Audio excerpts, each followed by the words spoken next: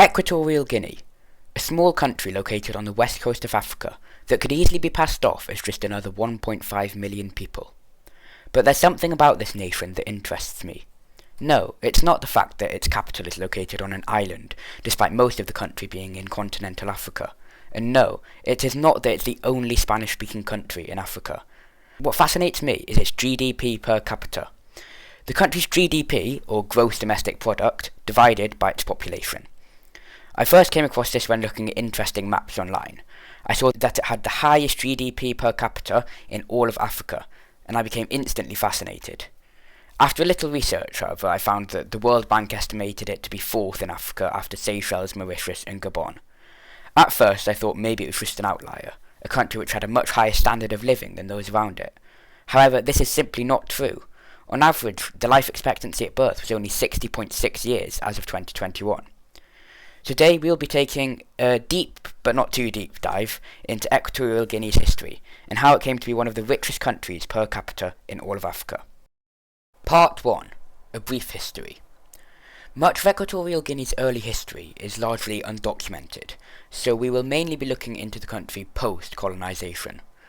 Equatorial Guinea was first discovered, in quotation marks, by Europe due to Portuguese explorer Fernão de Bo, who found a beautiful island of what's now Bioko in 1472 while looking for a path to India. 2 years later, Portugal colonized the island. And a few hundred years later, Portugal agreed to sell the land to Spain, in return receiving land now part of Brazil. Much happened under Spanish rule, many plantations were established, the island unfortunately became a part of the slave trade, and yellow fever killed many. Many industries were set up, but a lack of workers was keeping productivity down. To fix this, workers were smuggled in from Nigerian provinces. Near the end of Spanish colonization, the country's quality of life improved. Then came independence. In 1968, Francisco Nguema took the role of president. Nguema was declared president for life and proceeded to ban Western medicine, the word intellectual, and killed nearly 80,000 of the 300,000 to 400,000 living there at the time. After years of tyranny, Nguema was executed by firing squad due to a military coup led by his nephew Teodoro Obiang, who took over the rule. And while he did ease some restrictions, such as the ban of the Catholic Church, he maintained a complete authoritarian leadership of the country. Following in his uncle's footsteps, he also mistreated many and has committed human rights abominations. Part 2. Equatorial Guinea today. Equatorial Guinea, as discovered by the Americans, is home to large supplies of oil, which the country has fully exploited. Oil accounts for roughly 60% of its GDP, and 80% of its exports. Unfortunately, this wealth was not dispersed among the citizens, and was instead hoarded by a few rich companies. As well as this, a US Senate investigation reported that at least $35 million have been taken from the country's largest bank by Obiang and other corrupt officials. This brings us to Part 3. Part 3. Why is Equatorial Guinea so rich?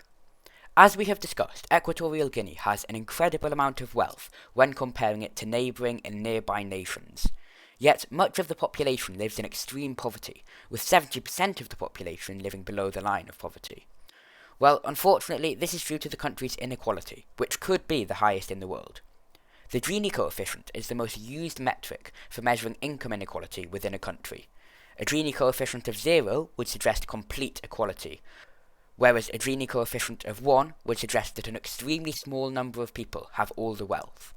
Unfortunately, Equatorial Guinea does not show up on many Gini lists, with South Africa instead taking the top spot.